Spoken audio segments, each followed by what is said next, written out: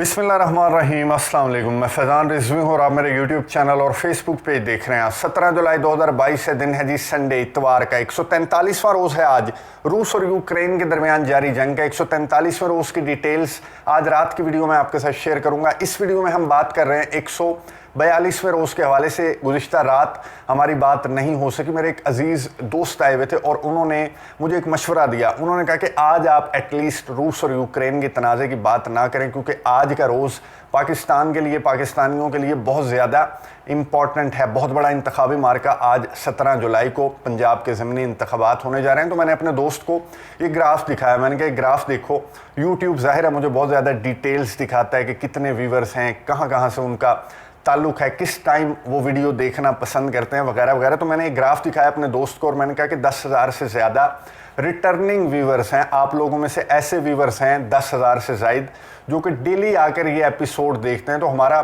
Sequence ख़राब हो जाएगा, इसलिए ये एपिसोड मैं नहीं छोड़ सकता, चाहे 17 जुलाई हो, इंतखाबी मार्का हो या जो भी। और एक और बात भी मैं आपको बता दूं कि कहीं ना कहीं जो भी पाकिस्तान में सूरत हाल है, सियासी सूरत हाल है, कहीं ना कहीं वो रिलेट करती है रूस यूक्रेन की जंग से, रशिया के साथ ताल्लुकात से। तो ये रशिया और यूक्रेन की जंग हमारे लिए उतनी ही इम्पॉर्टेंट है जितना आज का इंतखाबी मार्का पाकिस्तान में बहुत इंपॉर्टेंट इंतखाबी मार्का है। इसलिए मैं क्विकली आपके सामने रख देता हूँ 142वें रोज़ की जो डिटेल्स हैं। मैप आपको नज़र आ रहा होगा। डोनेट्स्क के अंदर पेशकदमी मॉस्को की फोर्सेस की जारी है और यूक्रेन की रेजिस्टेंस भी बहुत ज़्यादा बढ़ चुकी है। उसकी वजह भी आपको आगे चलकर इस वीडियो में बताऊंगा। सेपरेटिस्ट जो लीडर्स हैं उन्होंने ये कहा कि अगला हमारा टारगेट जो है वो डोनेट्स्क का बहुत इंपॉर्टेंट शहर है साइवरस्क। साइवरस्क मैं आपको बता दूं ये इसी तरह इंपॉर्टेंट है जिस तरह लोहेंस्क के अंदर सेवरडोनेट्स्क और लिसिचांस्क के इलाके थे, इसी तरह डोनेट्स्क के अंदर ये साइवरस्क का जो इलाका है, जो शहर है, ये तयन करेगा कि मॉस्को की फोर्सेस आने वाले कितने दिनों में डोनेट्स्क का कंट्रोल संभाल लेंगी। और मॉस्को की जानिब से आज क्लेम किया गया कि उन्होंने एक मिसाइल पार्ट्स बनाने वाली जो फैक्ट्री है यूक्रेन की, उसे सक्सेसफुली टारगेट किया और उसमें यूक्रेन का बहुत ज़्यादा नुकसान हुआ। रशिया के डिफेंस मिनिस्टर यूक्रेन पहुंचे आज उन इलाकों में जहां पर रशिया जो इलाके कंट्रोल कर चुका है, वहां पर पहुंचे रशिया के डिफेंस मिनिस्टर। उन्होंने मॉस्को की फोर्सेस और जो डॉनबास के सेपरेटिस्ट हैं उनसे मुलाकात की, उनसे ब्रीफिंग ली और उन्हें ये बताया कि आने वाले दिनों में यूक्रेन की जानिब से क्राइमिया पर हमला किया जाएगा। यूक्रेन क्राइमिया पर हमले की प्लानिंग कर रहा है उस lethal weapon long range missile के साथ जो अमेरिका की जानिब से यूक्रेन को जो तोहफे तहाइफ प्रोवाइड किए जा रहे हैं, उन्हें लेकर क्राइमिया पर यूक्रेन आने वाले दिनों में हमला करेगा। तो डिफेंस मिनिस्टर ने जवानों से मुलाकात की और वहाँ पर जो ऑपरेशन को तेज़ करने का सिलसिला है उस पर बात की गई। डिफेंस मिनिस्टर ने फोर्सेस को ये भी कहा, मॉस्को की फोर्सेस को, कि अब हमने ऑपरेशन को तेज़ करना है क्योंकि अब यूक्रेन की जानिब से रेजिस्टेंस बहुत ज़्यादा सामने आने लगी। मैं आपको ये बता दूं, गुज़िश्ता वीडियो में हमने बात की थी कि रशिया की जानिब से रॉकेट लॉन्चर इस्तेमाल किया जाने लगा है जिसकी रेंज 35 किलोमीटर है। यूक्रेन को अमेरिका ने रशिया के उस रॉकेट लॉन्चर के मैदान जंग में लाने के तकरीबन 12 घंटों के बाद अमेरिका की जानिब से यूक्रेन को एक और तोहफा प्रोवाइड कर दिया गया है। ये आपको नज़र आ रहा होगा, ये है M270। ये high mobility artillery rocket system है। ऑलरेडी भी यूक्रेन के पास ये high mobility artillery rocket system है, लेकिन M270 अब प्रोवाइड किया गया है। इससे कबल M142 high mobility rocket system Ukraine इस्तेमाल कर रहा है और उस रॉकेट सिस्टम को इस्तेमाल करते हुए यूक्रेन का कॉन्फिडेंस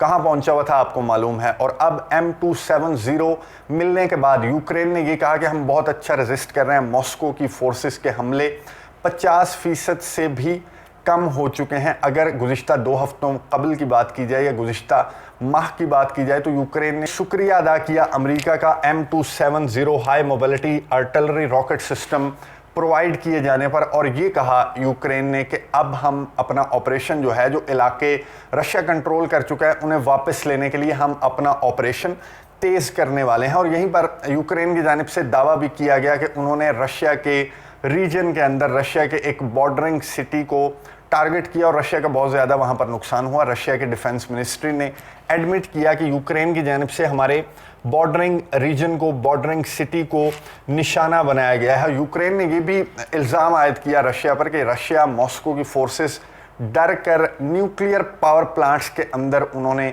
पनाह ले लिया, क्योंकि न्यूक्लियर पावर प्लांट्स आपको पता है कि उन्हें निशाना नहीं बनाया जा सकता। अगर न्यूक्लियर पावर प्लांट को निशाना बनाया जाए तो बहुत ज़्यादा नुकसान हो सकता है जो इर्द गिर्द आबादियां हैं उन्हें, और न्यूक्लियर पावर प्लांट्स को निशाना बनाना जो है वो आलमी कवानीन, जंग के कवानीन की खिलाफ वर्जी है। तो यूक्रेन ने ये कहा कि मॉस्को की फोर्सेस हमारे हमलों से डर कर न्यूक्लियर पावर प्लांट्स के अंदर बैठ गई हैं। एक ऐसा इल्ज़ाम जिसे मॉस्को ने डिनाई किया, और मॉस्को, रशिया जो है वो कॉन्फिडेंट है कि हमारा ऑपरेशन उसी पेस के साथ आगे की जानिब बढ़ रहा है। और यूक्रेन की जानिब से जाहिर है कि उनकी रेजिस्टेंस बड़ी है, क्योंकि उन्हें जो असलहा अमेरिका की जानिब से प्रोवाइड किया जा रहा है, तो अमेरिका मुकम्मल तौर पर चैलेंज करता हुआ दिखाई दे रहा है रशिया को कि अमेरिका की जानिब से एन 12 घंटों के बाद यूक्रेन को वो लीथल वेपन प्रोवाइड कर दिया गया जिसकी रेंज मैं आपको बता दूं जो M142 है, इसकी रेंज तकरीबन 80 किलोमीटर्स तक है, और M270 की रेंज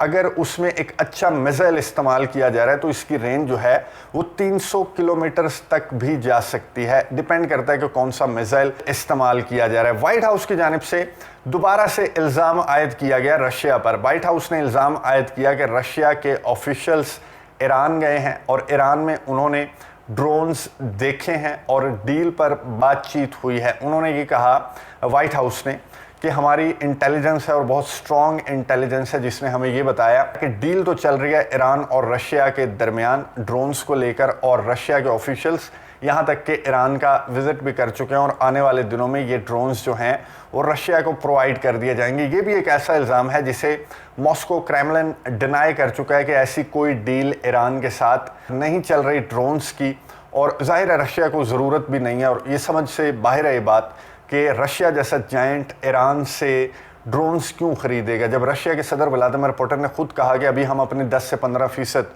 पावर स्ट्रेंथ इस्तेमाल कर रहे हैं यूक्रेन के ऑपरेशन के दौरान, तो फिर इस लेवल पर आकर रशिया की जानिब से ईरान की मदद या ईरान का असलहा क्यों कर लिया जाएगा उस मुल्क की जानिब से जो खुद दिफाई एतबार से दुनिया में दूसरे नंबर पर है। लेकिन रूस के सदर व्लादिमीर पुतिन 19 जुलाई को तेहरान जा रहे हैं, वहाँ पर तैयब उर्दवान और ईरान के जो सदर हैं इब्राहिम रईसी, उनकी मुलाकात है। इन तीनों शख्सियात की मुलाकात है जो कि बहुत इम्पॉर्टेंट है। एंड उस वक्त जब जो बाइडन अमेरिका के सदर सऊदी अरब का, इजराइल का दौरा कर चुके हैं, और ये दौरे ये बताते हैं कि आने वाले दिनों में ये जंग ज़्यादा शिद्दत इख्तियार करेगी, और जिस तरह से असलहा, गोला बारूद, मदद, इमदाद यूक्रेन को प्रोवाइड की जा रही है, तो बातचीत की कोई चांसेस दूर दूर तक दिखाई नहीं दे रहे। तुर्की की जानिब से एक स्टेटमेंट सामने आई, तुर्की जो कि कामयाब हुआ रशिया और यूक्रेन के दरमियान एक बहुत बड़ा जो ग्रेन्स का तनाज़ा था वो हल करवाने में, तुर्की की सालिसी में ग्रेन्स का मामला हल हो गया। तो यहाँ पर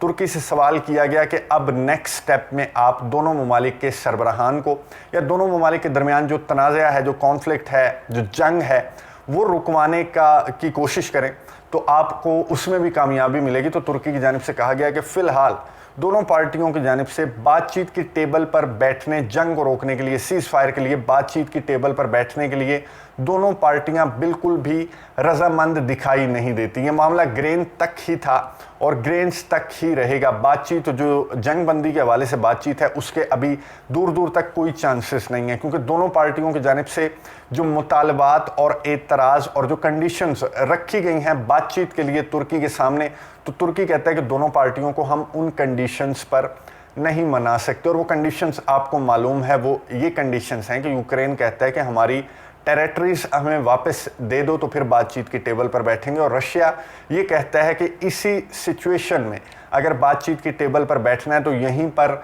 जंग बंद हो सकती है, लेकिन मॉस्को की फोर्सेस रिवर्स नहीं करेंगी। उन इलाकों को जिनको कंट्रोल कर चुकी हैं वो इलाके अब रशिया के हुए। अब ये ऐसी कंडीशंस हैं जिन पर बातचीत का मरहला दोबारा से बहाल नहीं हो सकता, और तुर्की ने स्ट्रेट फॉरवर्ड कह दिया कि फ़िलहाल जंग उस लेवल पर आ चुकी है कि यहाँ पर बातचीत के कोई चांसेस दिखाई नहीं दे रहे। और अमेरिका, बरतानिया, नेटो ममालिक यूरोपियन कंट्रीज़ का थोड़ा बहुत सॉफ्टवेयर अपडेट हुआ, लेकिन अभी भी इस जंग को बातचीत की तरफ लाने के लिए कोई ऐसा मेन सालिस दिखाई नहीं दे रहा जो कि इस जंग को रोक सके। बल्कि आने वाले दिनों में बहुत इंपॉर्टेंट डेवलपमेंट सामने आने वाली हैं जो इस तनाज़े को मज़ीद तूल देंगी, मज़ीद शिद्दत इख्तियार करेगा ये तनाज़ा। अगली वीडियो में बहुत इंपॉर्टेंट खबर आपके साथ शेयर करूंगा इसी तनाज़े के हवाले से। आज या इस वीडियो में इसलिए शेयर नहीं कर रहा क्योंकि आज आपका फोकस जो है वो इंतखाबात की जानिब होगा और वो ख़बर जो है वो बहुत इंपॉर्टेंट है। तो अगली वीडियो में आपके साथ वो खबर शेयर करूंगा। अगली वीडियो तक के लिए इजाज़त दीजिए। अल्लाह हाफ़िज़।